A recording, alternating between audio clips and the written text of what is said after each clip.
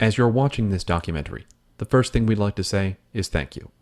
This project has been our passion, and we made it with no budget. This will go through the recent history documenting the rise of the podcast.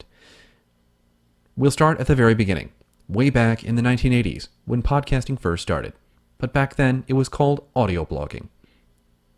This is well before the advent of the World Wide Web. In the 1980s, RCS, or radio computing services, provided music and talk-related software in a digital format. And in the early 1990s, we now started to have radio-style talk shows, but on the computer. And in 1993, Carl Malleman launched Internet Talk Radio, which was the first computer talk radio show, each week interviewing a computer expert. It was described as audio files that computer users fetched one by one. We have to say, what a super snappy name that is. Now, downloading music did not reach critical mass until the launch of Napster, and this helped the mass media get used to the idea of downloading what we want, when we want it.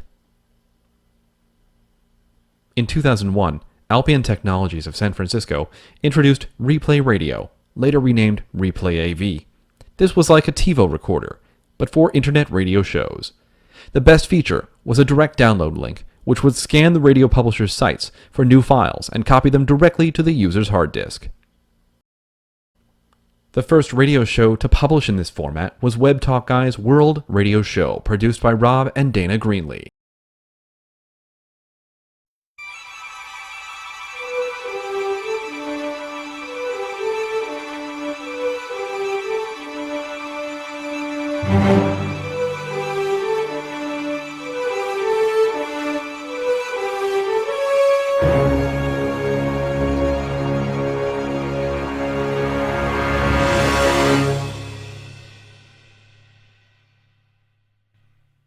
Okay, let's move on and focus on the podcasters then. When was your first recording session? Wow, when did we record? Probably June or July 2014, I think. So we launched Excellence Expected on International Podcast Day in September 2014. And we had stacked up about 20 to 25 episodes at that point. We'd completed the recording. So yeah, just thinking back and working that backwards, July 2014 was when we recorded the first session, which was quite nerve-wracking to say the least. And why did you start a podcast? That's a really good question. I think the main reason that I wanted to start a podcast was just to kind of help people. People ask me questions all the time and I always give the same kind of answers, and I thought to myself, well look, there's probably something that I can do to help other people out there, I guess on a wider basis. And I'd always fancied having a platform for myself, but I didn't really want to blog. I'm not a writer. I don't really enjoy writing, and I do enjoy talking, and specifically talking to people. So I think that's why, the combination of trying to help people that were in the same kind of position that I was in business, and also just the fact that I like talking seemed to make sense.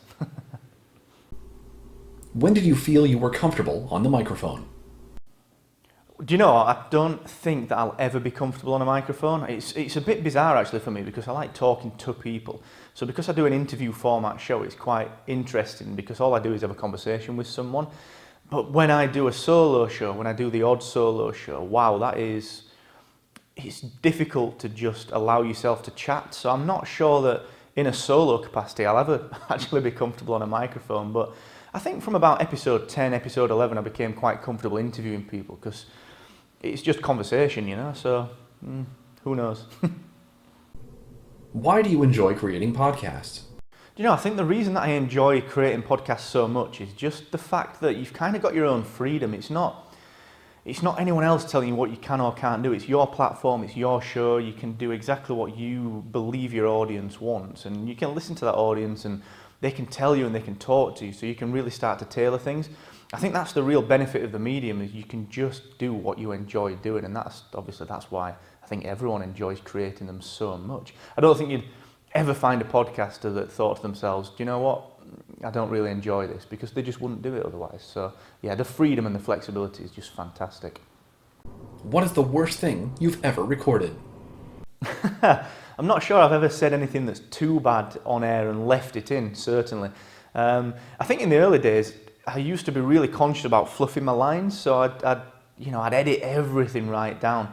These days, even though I've got a standard intro and outro, I do fluff them quite a bit, and I've just decided to leave them in because it shows a bit of humanity, and of course people are going to think, well, that's perhaps not the most professional way to do it, but I think the beauty of podcasting is that you don't have to be infallible, you don't have to be perfect, it's the personality that you need to show. So I don't think I've ever said anything too bad on air, but I think I've made a mess of things and left them in kind of on purpose, and I think that's kind of all right, What has changed with the equipment since you started podcasting?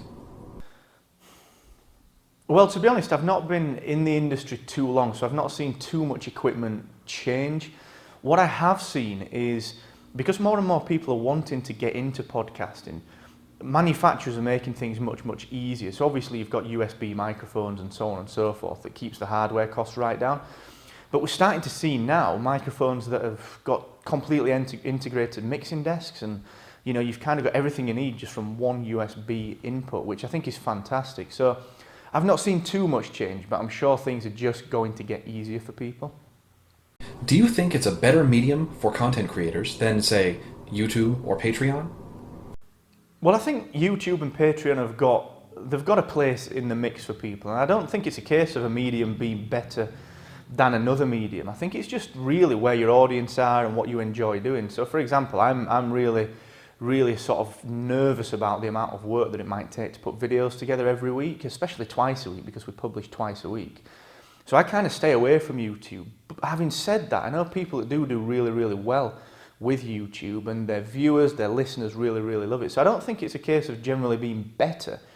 I think it's just what you can manage, because the last thing you want to do is start down a path on, for example, YouTube and just not be able to maintain it. So I think it's about finding the right mix for you. And if it's a podcast, fantastic. If you can do a podcast and YouTube, even better. But don't be shy, don't be nervous about not doing either. Just do what suits you. I think that's the key thing.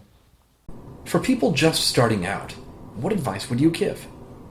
Well, I think there's a lot of advice out there for people. And I think, one of the biggest things that people are going to hear is, don't worry about being perfect. Just start. Just get something going. I think if you listen to certainly my own episode 1, wow, it's terrible. I'm really robotic. It's really kind of droney. It's really kind of dull, if you like. And I think you don't need to worry about that. That's the thing that I would say to anyone wanting to start out, is just start doing it and don't be nervous about how bad you feel you are, because you're doing it, and that's 80% of the way there, so just crack on, get something done, and you'll learn from there. So just get started, really. Why do you think they've become so popular? I think podcasts have become much more popular, certainly recently, because we live in this on-demand world now. We live in the world of Uber, we live in the world of Netflix and Amazon Prime, formerly LoveFilm. Everything's on demand.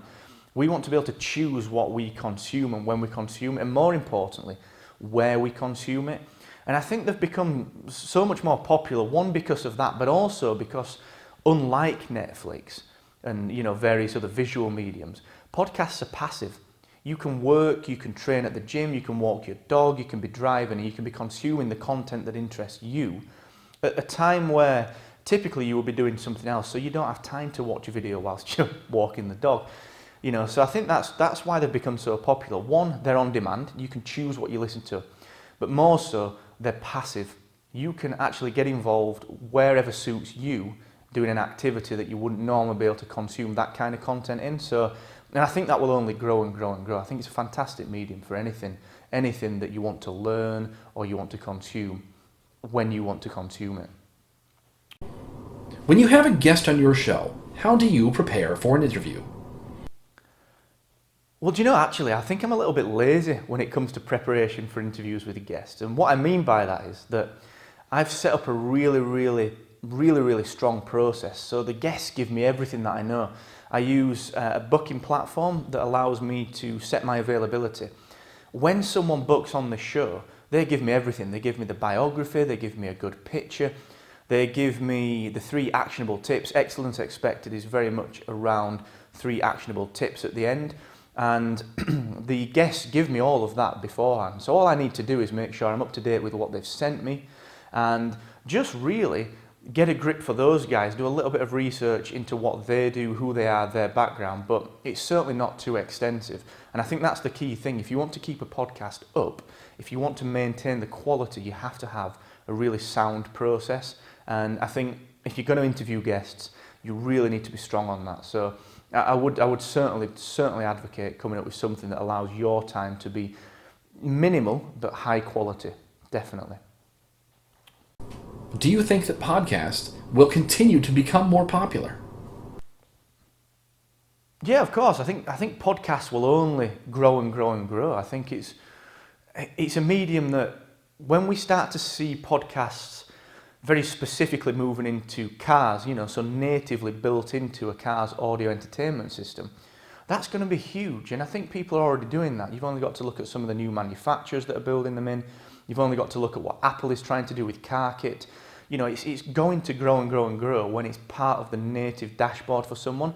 And more so, you've only got to look at people like Spotify who, at the time of recording this, have just announced that they're going to be supporting podcasts, which is massive. That opens up 70 plus million users to people that want to consume this kind of content. It's huge. There's no way right now that it can stop growing. It just won't happen because people like my mum, like my parents, they're starting to get tuned into this world of on-demand content, and podcasts fall squarely within that remit. So yeah, for me, podcasts, they're on the way up. They're only going to continue to grow. No question.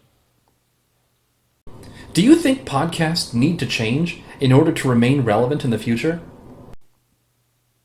Well, I think that's the beauty of podcasts, actually, that they will always be relevant because there will always be someone putting out content that is timely and meaningful at any given point.